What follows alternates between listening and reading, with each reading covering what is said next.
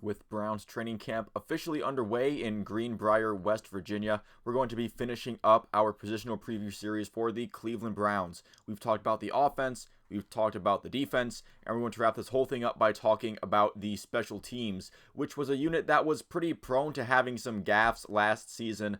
The most notable that instantly pops in my brain was the Week 2 missing the onside kick against the Jets that led to then the Jets making their miracle comeback, which was just an absolute embarrassment for the Browns last season.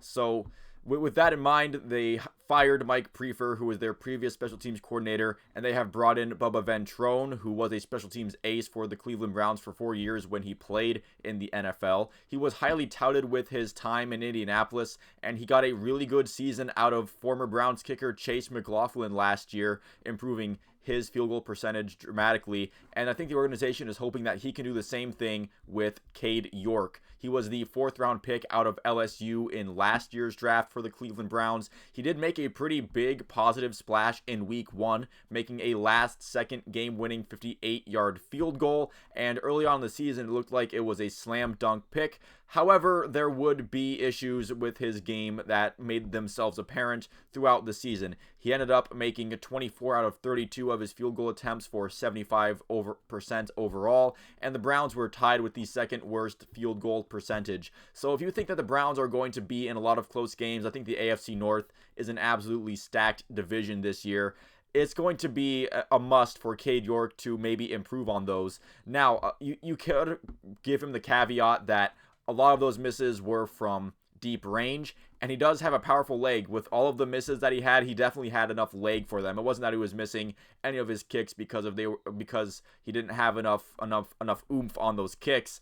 It's just that it won't really mean much that he has a powerful leg if he can't end up making a little bit more of those deep attempts. I'm not expecting Cade York to make every 50-plus yard field goal he attempts, but he's definitely going to have to start making a little bit more if the Browns are going to be in these really close down-to-the-wire games late in the fourth quarter. Or, maybe the key is to just have a team that is good enough to not need Cade York, as the team that the Browns were tied with for second worst as far as field goal percentage was the Kansas City Chiefs, and they ended up winning the Super Bowl. So maybe just fixing Cade York will be a bit of a moot point, and the bigger issue is going to be trying to get the Browns as a team to just be more dominant in order to not have to worry about those close games. But again, AFC North is going to be tight. The Browns have some tough games on their schedule. Sometimes those things are just unavoidable, and you do need a kicker that is going to be reliable enough to make maybe not every deep field goal, but you should feel like you're having a good chance, whereas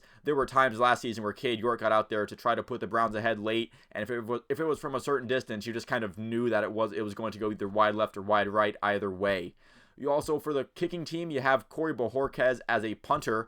Came in last season after Jamie Gillen left in the offseason, entering the last year of a 2-year contract that he signed, and he was a positive force for the Browns consistently last year. Browns were tied 7th in yards per punt, 19th overall in total net yards per punt, so maybe some issues with the coverage team there. They're also pretty much in the middle of the road, 16th in punt percentage inside the 20. However, Corey Bojorquez, the calling card for him is his powerful leg, as he had the tied second longest punt last season at 76 yards. So again, hopefully this is another guy where hopefully you never have to use him outside of you never want to use your punter, but it is nice to know that he can be a weapon if he does. And if you are using him, you probably want the best outcome is that he pulls off some kind of fake punt that the drive can continue or something. But if it is just the 99% of normal punts that he can take, it's good to know that the Browns have a guy who can flip the field basically any time that he wants to. And then you have Charley Hughlett, the long snapper. He's been a trusty member of the team since 2015, and he has been signed through 2026. As long as there isn't any consistent snap issues, obviously there might be one every once in a while that goes a little haywire. He's going to be on this team for quite a while. I believe he's a team captain, one of the longest tenured Browns on the team, so he's definitely going to be on the team for a while. And I just want to give him a little bit of a shout out. Usually long snappers are only mentioned after a big mistake or some kind of notable bad play, so just wanted to send a positive shout out to Charley Hughlett for being on the team for so long and surviving through all the different regime changes and power struggles in the front office, it is a testament to Charley Hughlett just being a good force on that Browns special team as a long snapper. You also have Joseph Charlton, another punter who is on the roster. He was in the Browns camp last year as well. I'm guessing he's just there to sort of absorb some of the reps from Bojorquez. He doesn't have to do all this punting in training camp. And that's basically my comments on Joseph Charlton. Now, it's not just the people who kick the ball, but also the people who catch the kicks that the kickers kick. That was a fun sentence. That's an interesting conversation, especially with the re-signing of Jakeem Grant on who's going to be returning kicks. For kickoffs, maybe if Jakeem Grant, if his injury proves too much to overcome and he doesn't show the same amount of promise that he did last offseason, maybe there's a chance where the Browns just use someone else, or but at this moment, the Browns re-signing him to the one-year deal, agreeing to that extension, I do think that does say the Browns are at least willing to give it a decent chance. But if it's not Jakeem Grant on kickoffs, maybe is it going to be Jerome Ford? Maybe with that, he's now the second back behind Nick Chubb. Maybe they're not all that comfortable with Jerome Ford returning kicks. Demetric Felton has done it before, I believe. And on punt returns, they do seem pretty comfortable with Donovan Peoples-Jones. He was pretty high up on the wide receiver depth chart last year, and they still kept it back there returning punts. He had that punt return touchdown against the Texans. So, punt returner, if it's not Jakeem Grant, it's probably going to be Donovan Peoples-Jones. Kickoff returner, there might be a bit more of an interesting conversation there as far as if it's not Jakeem Grant, then there might be a bit of a battle to be had there in training camp. Now, the kicking game, whether it's catching the kicks or actually kicking the ball, that obviously isn't the only thing about special teams. I'm just not a huge guy. I'm just not huge on who's a great special teamer. I know Jordan Kunazic had a really good year at special teams last year. PFF had him ranked pretty high. They've also brought in Mike Ford and Matthew Adams. Mike Ford as a cornerback and Matthew Adams as a linebacker. Both of those guys highly touted in terms of their special teams play.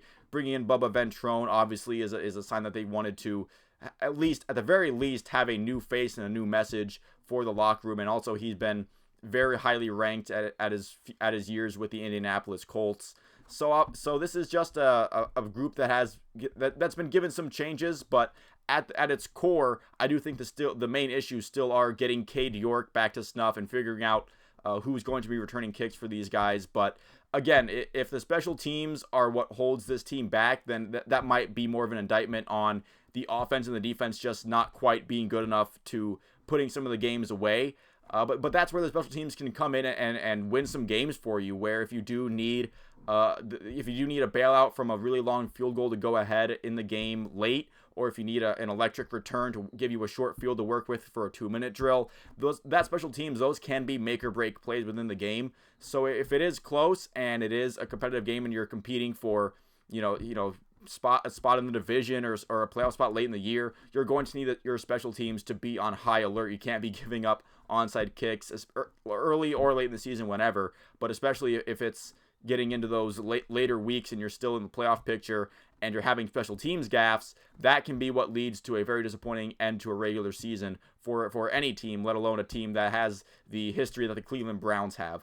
So thank you all for watching. If you made it this far into the video, thank you for sticking around for this series. Even if this is your first video, thank you for checking it out. I will see you at the next one. Leave a like and a subscribe if you enjoyed it and you would like to see more like it.